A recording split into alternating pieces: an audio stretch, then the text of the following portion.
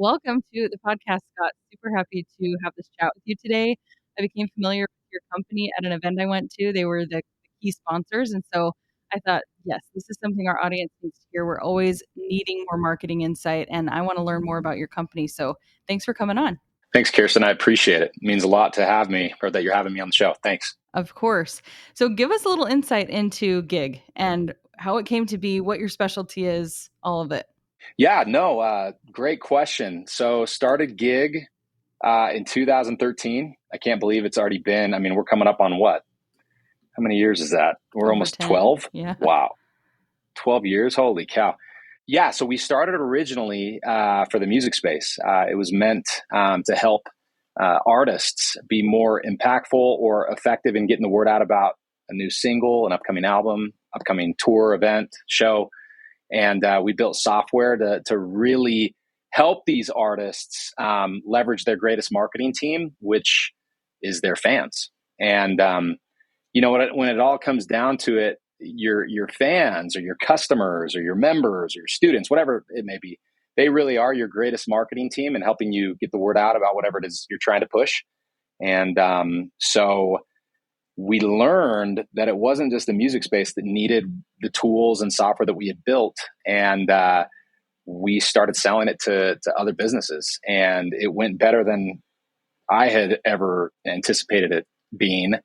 And I wasn't really too fond of the idea about getting or selling the product to anything other than a music, an artist or a record label or so on. But it turned out to work out really, really well. And so that's where we all started. And as time, moved on, we were adding new features and developing new software to add to our feature set that continued to create more ways to reach out to your greatest marketing team, and then for them to reach out to their audience to introduce whatever it is you were trying to push or promote.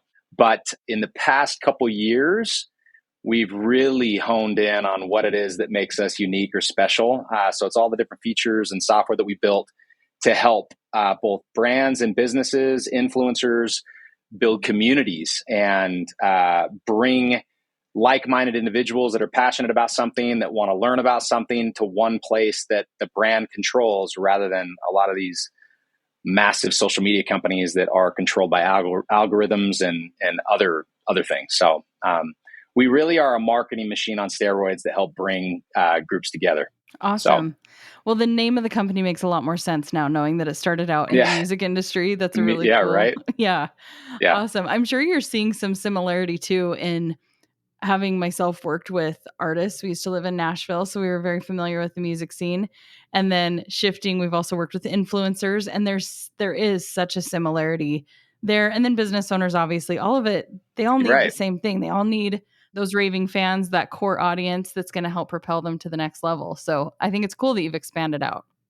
Yeah, thanks. I appreciate it. So Nashville, I love that place. I actually served a 2-year mission for my church in Nashville. So I love Nashville. I do too. I never ever wanted to leave, and yet here I am in the desert having this conversation. Where did you live out there? In Franklin. So Franklin Brentwood, spent 6 months of my mission there. So love it. Awesome. Yeah, we love it there so much. Okay, so back to marketing, because I know that this is an area a lot of us tend to struggle with. And I think there's been so many changes and so much that feels like it's out of our control. So I love that you touched on that's really a focus that's differentiating your company too, in bringing these communities to a place where we can control. Can you expand on what you mean by that and why that is so important? Yeah. First of all, the mindset needs to change around marketing. We have thousands of tools, more than anyone ever had in years past when they were promoting or pushing whatever product that we're doing back in the day. We have endless tools and ways to drive more awareness or exposure. And it's just a matter of learning those tools. And that's one of the things we really, really focus on here at Gig. But really what it comes down to you got to focus on creating ways to get others to do the talking. And if you can figure that out, the rest is easy. And a lot of companies don't necessarily focus on that as much as they should, especially in the early stages. And so if you are starting a business or you already do have a business, the big question that you need to ask yourself is, what are you doing to give your customers a reason to talk about you? What calls to action are you putting out there to get them to respond to? And how are you driving them to where you want them to be? And that could be a website, that could be an event, that could be, whatever. It could be a number of things. But the point is, you want to have a reason or a place for them to go, and you want to control it. Too many businesses think the best place for conversations to be happening are places outside of their website or their social pages or their, and there is power in that. But really, when it all comes down to it, you want to be controlling where those people are going and talking about your brand, and you need to take control of your brand, especially when things are happening outside of the places that you control and you can control. So that's stuff that we provide to help people get better at taking control of their brand. Yeah. So what would that look like? I mean, even using our brand as an example, Millionaire University, we have the podcast, we're bringing in digital products, we're expanding the audience, we're Mm-hmm. meeting them where they're at on the podcasting apps. But what would that look like Mm-hmm. for us to expand and really control that conversation and be more connected to that community and ensure that they're sharing us out more? Well, you're doing three things right already with me. And number one, you're collaborating. And, I have a decent following in social media. So if you put this out and it's a good piece of content, I reshare it, which introduces more people to you. So collaborations are huge. And that applies with influencers as well as like-minded brands. Collaborations are big. The king of all is content, just content in general. This is content.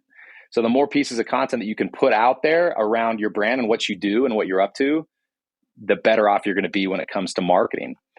And then anytime you're doing these type of podcasts, you want to create ways to engage your listeners.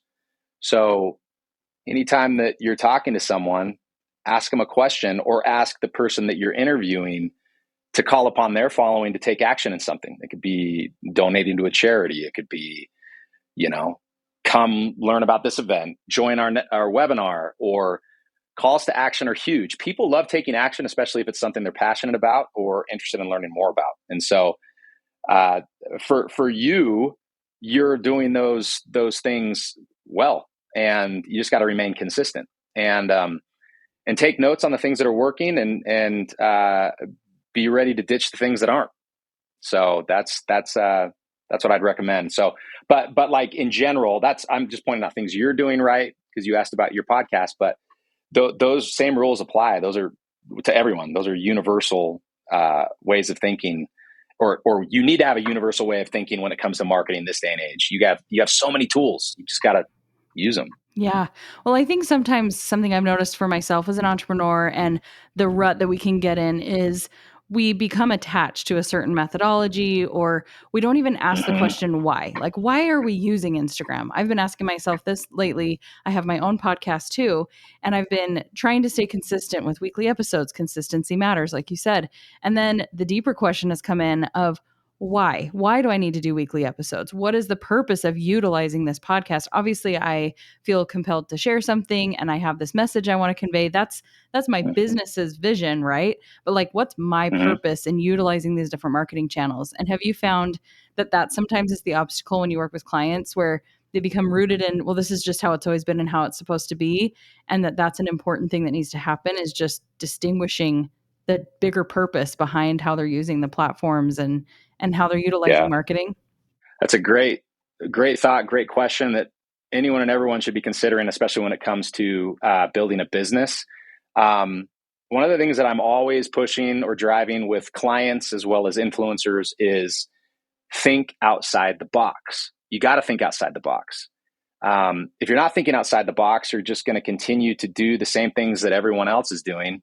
And it's only a matter of time before those things die out. So when you're making an effort to do things that haven't been done before, or testing or trying things that haven't been done before, or the stage has been set by a forward thinker that is trying things outside of the norm, do it, go after it, and make an effort to do things a little bit differently. Social media is incredibly important. It's a tool that everyone should use. If you're a business not leveraging social media, it's only a matter of time before you're going to die out. because the world is on social media. You look at statistics and the time that's being spent on social media by the average Joe or Sally Schmo every day, you're going to notice that that's where they live, right? I mean, people are still putting billboards up on the freeway. You know what's crazy? The majority of people's eyes aren't even on the freaking road. They're looking at their phone more than they should. That's unfortunate, but that's why there's people thinking outside the box about how to make a safer environment for drivers to not necessarily have their eyes on the road all the time, because they know that's where they're living. They're on their devices. And so, but the big thing to consider as you're leveraging social media is, what are your plans to do with it? You're asking the right questions.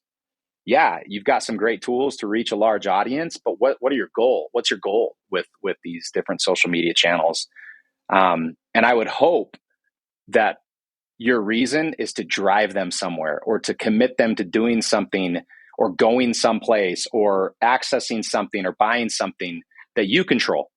And if you're doing that, social media can become your very best friend and your greatest ally, the greatest tool to help drive whatever you're trying to push. Yeah. But make sure that the outcome and how you're using social media is leading to your ultimate goals. And that's something you should understand before you start pushing things on social media. What is your goal? Yeah. Well, and what is your opinion on this? I found that there's a little bit of a push and pull with marketing and product development. And sometimes you need to have that awareness of marketing and social media and what's going on in the landscape in order to drive what you're doing in the business and the forward thinking and the development.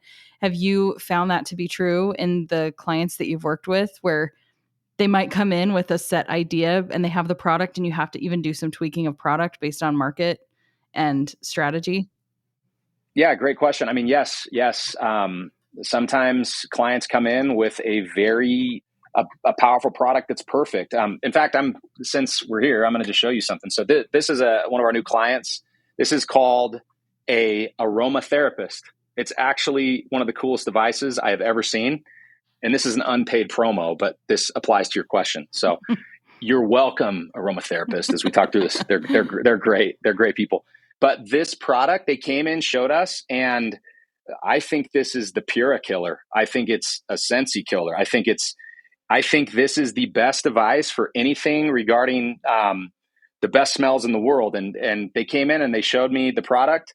There's, if you can see it right there, I don't know if you can, aromatherapist. They have a subscription model where they send these awesome pucks out, and these pucks last for 30 days and you just replace it. Doesn't make a sound while it's working.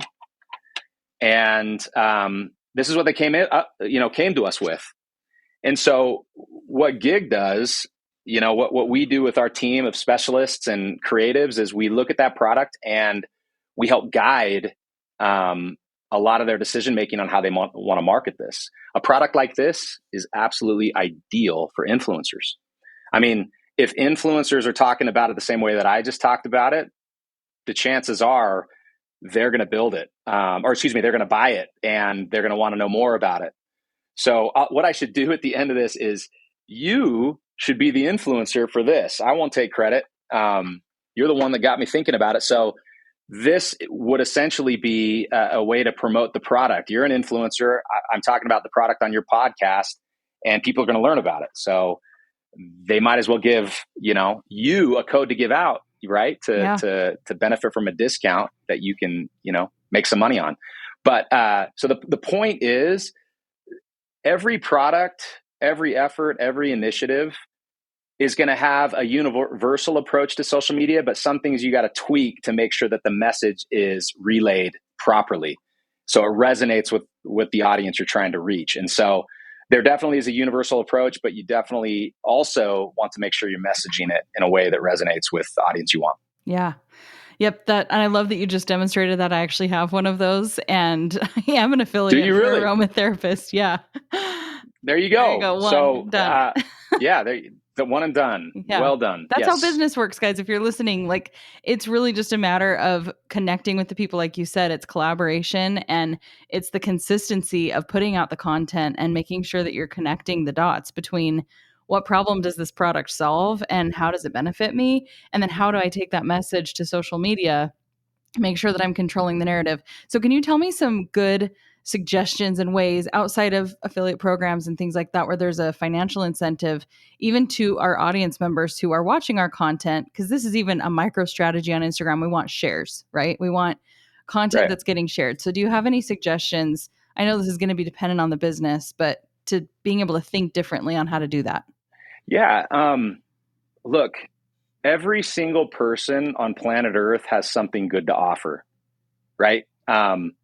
And once you recognize or realize that, life becomes really interesting. There's something you can learn from any person that you see walking around anywhere. And believe it or not, every single one of these people likely influence one, maybe two people, some millions of people, right? So some just random person that may have come across or stumbled across some of your content that you're sharing on social media, you may be influencing them, right? Or like friends from high school from 20 years ago. We all are interconnected. And that's why right now, this day and age, you have more tools available to you than ever before, especially with social media. So it goes back to what I was talking about at the beginning of this is if you're pushing a product, an agenda, an idea, a way of thinking, a charity, it doesn't matter what it is. The question you have to ask yourself is, what are you doing to give others a reason to talk about you? Mm. And if I take a step back and I look at all the different companies, that I've started, or, just locally, recently opened a donut destination that's exploding. It's called Spudley Donuts. We make it very clear that anyone that's eating one of our donuts, we want them to talk about the greatness of it. We want them telling everyone that it's the best donut ever. So we have calls to action that are connected to the box, that people open that said, we want you to post about it, right? We want you to talk about it. Or with Bam Bam's Barbecue, my cousin and I, started Bam Bam's Barbecue, and we came up with creative ways to name the products that we sell, or the food. It's the best barbecue in the world. I'll tell you right now, it's the best barbecue in the world, Kirsten. There's no one out there that makes better barbecue than Bam Bam's. But me saying that, it's easy for me to say. It's my cousin and I's joint, right? My cousin makes the best barbecue ever. Of course, that's easy for me to say as the owner. But if you're saying it, or any of these other people that are going in there are saying it, that's how we win. And that's what we focused on when we opened it, is what are we doing to tell or get these people to go and share with the world how great this stuff is? And you don't even have to pay for it. That's the thing. No, stop paying, crazy amounts of money to people to go and push your brand. I mean, it would be, anyway, I'm going off on a tangent, but if I would say what's the most cost-effective way for you to drive your brand, it's really building a call to action that you give to whoever is using your product, whatever it is, to go and tell the world about how great it is. And you got to be proactive in creating those calls to action, and your work becomes a lot easier because people are doing the work for you. Yeah. Well, and how much are you incentivizing that when you have those calls to action on the packaging, like you mentioned? Can you give us some other ideas on how we can facilitate and invite people to be a part of sharing? And then also, is it always just out of the goodness of their heart? How often are you providing incentive? Is it obviously you have to have a solid, good product? That's the answer. You just said it. It's a solid product. People love and take pride in sharing great products with other people. They want to be the first to announce to the world. I love music, right? So I love introducing new bands to friends and family because it's like, I found them first. I discovered them, right? Mm-hmm. People really take pride in the products that they love. So if the product is great, you're not going to have to give them an incentive to go and push your product. They're going to do it because they're proud of a product that they discovered, found, and they want to tell others about it. That's the name of the game. Yeah. And so that helps so much. That should be your marketing effort in the early stages of your company. Now, as time goes on, there can be appropriate times to pay an influencer to go and talk about your brand, but that shouldn't be the focus. Too much money is being spent on that these days. You have way too many tools and should have other ways to get people to do the talking without having to pay them. You're paying them by providing a great product. Yeah. And that's what gives them that reason. Love it. So I know that you said that Aromatherapist is one of your clients and they have a really strong affiliate model. So is that one of the things that you when people come and work with you that you utilize to create a little bit more incentive for sharing rather than just paying the influencer one time to promote product? Because I know that we have people listening who are coming in who have a variety of business models. So for our Yeah. product driven businesses, would you recommend that being typically a stronger model over influencer marketing? Yeah. Look, so if an influencer says to you, and a lot of influencers are going to hate me for saying this, but I will continue to say this. If an influencer says, yeah, I'll talk about your product, pay me this much money, hang up on them. Or say, hey, it was so nice to meet you, and get the step in, walk away. Because you know what that tells me when someone asks for a flat rate? That says, I don't have enough confidence in what I'm pushing or driving to generate enough deals to make the money that I'd love to make if I were to talk about your brand or product. I think trade is sufficient. So you want them to have the product and be able to speak to it from the heart because they've used it. But if they're asking for flat rates, there's other ways to go about doing it. There truly is. And work with influencers that actually believe that they can go and get it done. I did a test case with a company a couple years ago, and this company, and I won't mention them, this company paid $50,000 to a young lady, that beautiful young lady with millions of followers, $50,000. Ask me how many products she sold off one post that she shared on Instagram. And it was likely mom or grandma, if I were to say.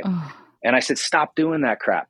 And this is happening all over the place. Unfortunately, a lot of brands don't trust influencers, right? They don't trust them. They hear things or they want to believe that they can go and get it done. So I told this company, I said, hey, I have an idea. I think there's this other really amazing woman that can drive and sell it. Maybe just give her one of your products. Give her a bag, a purse or whatever you want to call it. Pretend that it was a purse. But I said, let her talk about it.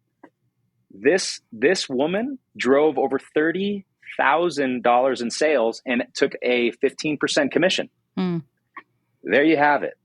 When you're dealing with an influencer with a significant reach that's confident in how their following will respond to a promotion or a discounted product on Black Friday or whatever it is, you're dealing with a real one.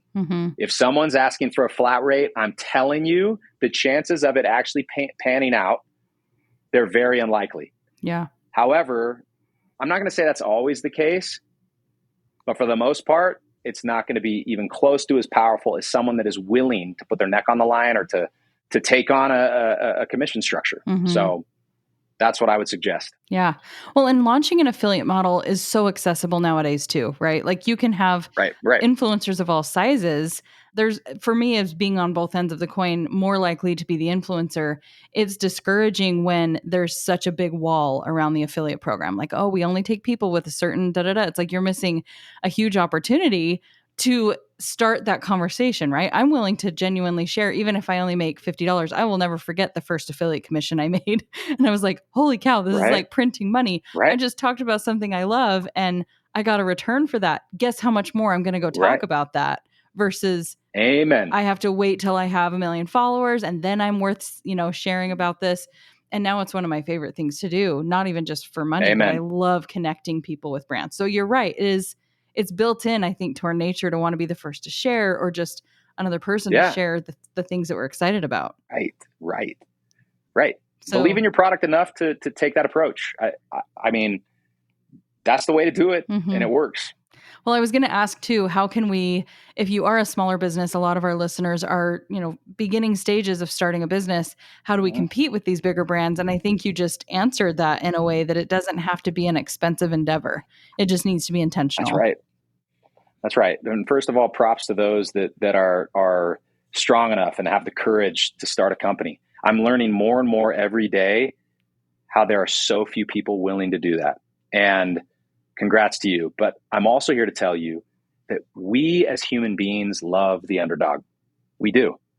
If there is a product that you're putting out there that actually a competitor that's massive is out there providing, find ways to offer a better solution, a slightly better product, and believe you can compete. Believe you can compete with the Goliaths out there, because if you can and you get the right people behind you, you will win. That's just how it is. The underdog story is powerful. And None of these monster companies out there can't be dethroned by an up and comer. And that mentality and with the drive and desire and motivation to keep fighting, you're going to win eventually. You can't stop or beat someone that never quits. Yeah. And I've had to tell myself that on numerous occasions. So I did speak to what you do to go after it and just stay committed and keep learning, keep failing, fail over and over and over and over and over and over again and over again. And eventually you'll win. Have you ever recommended to the companies that you're working with user-generated content? I want to talk about this from the perspective of creating it, how it's a really, really cool thing that you can do. But have you personally had brands that have utilized this to pay people to create the content? That was our primary focus for about 6 years of our business, and it still is a primary focus. User-generated content is the new age of marketing. If you're not approaching or focused on user-generated content, you are falling behind the 8 ball, and it's only a matter of time. Like I mentioned, user-generated content is the most powerful marketing tool on the planet. There's nothing that comes close, and anyone that wants to tell me that there are better ways than user-generated content to drive your business, I will verbally spar with you, and you will lose. I say that confidently, as you can imagine. Endless success around user-generated content, and it must be a primary focus of you as a marketer this day and age. It has to be. Yeah. And there's not a business that can't benefit from user-generated content. I don't care if you're a dry cleaner, a dentist, a lawyer. How can a lawyer benefit from user-generated content? You better believe that they can. And we've seen it. We've seen it firsthand. So there's literally not a business out there that couldn't benefit from user-generated content. It must be a primary focus of any marketer this day and age. So that's how you feel about it. I guess we're not talking about something light. I love it. I love the passion for it. So I brought that term up. I'm not sure our listeners even fully understand what user-generated content is. It's funny because I was basically doing that for companies, and I was also getting an affiliate and not even recognizing that's what I loved as a creator, was just creating the content, and then they were doing the work to push that content out. So can you break down what UGC or user-generated content is first of all, and then give us a little bit of understanding how we can legally do this, what it needs to look like structurally, what the different options are? Yeah, you bet. Let's start with this. Ladies and gentlemen, an aromatherapist, this thing makes your room that smells like hell smell like heaven. I love this sucker. This thing has just been a blessing to my life. Everyone should have it. Send on Facebook. So I just generated a piece of gold for aromatherapist. And that piece of content should become your marketing material. And that's actually one of the different tool sets that we provide in our feature set at Gig is we have a tool that if anyone mentions your brand in social media, we aggregate it into what we call the social inbox, and then we tee it up for you to use as marketing material and also to display it on the homepage of your business. That's how you tell your story. Stop doing oh, I love this product by John G. Or this is really cool, Sally Sue. Who the heck is Sally Sue or John Q or whatever? Like, use real content that's being shared about your brand on social media. And so what do you do with that content when you find it? You put it to work for you. Because guess what? Gone are the days where professionally done videos actually have a huge impact as opposed, they can still be good, but real content being put out by people talking about your product is substantially more valuable than just some professionally edited video. For real. Why do you think reality shows are so popular? It's real. It's real. And guess what? Business That's debatable, is the Scott. same thing. Yeah. Don't get me started on some of the stuff we're seeing on TV these days. But yes, user-generated content is what I just shared. Now, going back to what I mentioned earlier, what are you doing to give your customers a reason to do that? A lot of times they'll do it just naturally because they're proud of the product. But man, if you just say, don't send another product out without a call to action in it. I don't care if it's a cardstock, thing saying, hey, we want to see you in your new outfit, or show us how you use our product, or put it on your packaging. Stop missing the boat on a call to action. It starts with you. Yeah. So what are the legalities with using UGC? If you have this database that's collecting the social inbox, what from there do you need consent from the people who've created content? Are you also promoting paying content creators for that content? I know that kind of blurs the line with influencer marketing, but it can be different, right?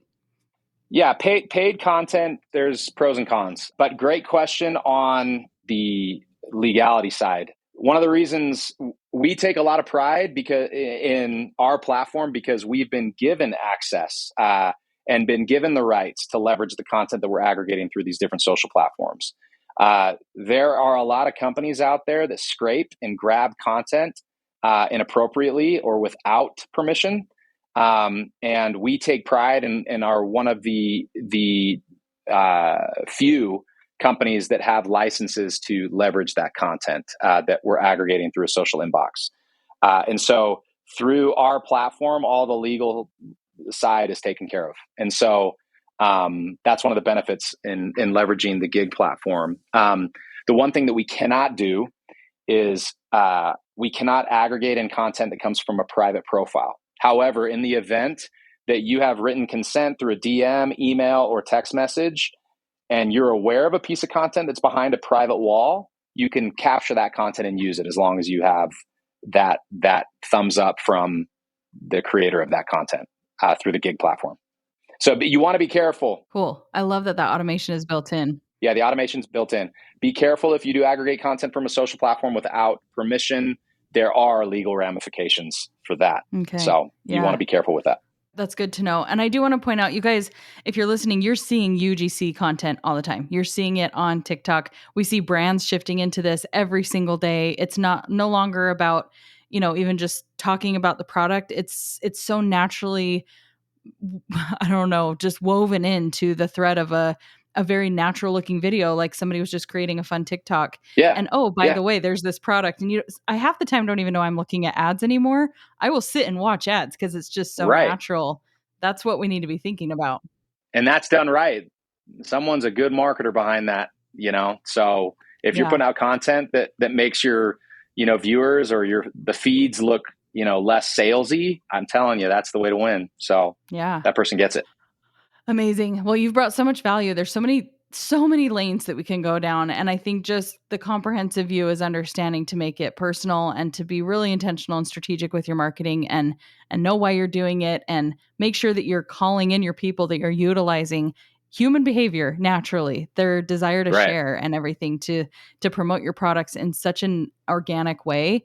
It's something I think that feels like it's not in our control. Running an ad is more in our control, paying an influencer is more in our control. But after this conversation, it feels like there's a lot more we could be doing just to naturally promote, like you said, missing the boat without a CTA in your packaging somewhere to bring people Yeah, into conversation. exactly. That's exactly right. Awesome. Do you Yes. have any final words of advice for new business owners? I know you've really hammered this in. We understand how we can utilize some of the strategies you've shared, but any last parting words? Yeah. My last parting words are go after your passion and don't let anyone stop you. And if you're tired of your same old day job, be willing to and have the courage to start something you love or get involved in something that you truly love and are passionate about. Passion will make things a lot easier when it comes to your profession. And most people aren't willing to go and do that. And Yeah. that's my parting words. All right. Where can people follow along, find you? What's the best way to go and check more out with Gig and with you? Yeah, so you can find us, just search Gig, Gigg. I think it's Gig on all platforms outside of the one where I had my handle stolen by some dude on the other side of the planet. And I think it's Gig HQ now. That's Instagram. But Gig, Gigg, and then my personal social page, all my user handles are Scott Warner 18. So Scott Warner 18, that's where you can find me. Awesome. Thank you so much, Scott. It's been Yeah, great to talk to you. Thanks for all the insight and the knowledge you've shared. It's been a great masterclass for our audience. yeah. Thanks so much.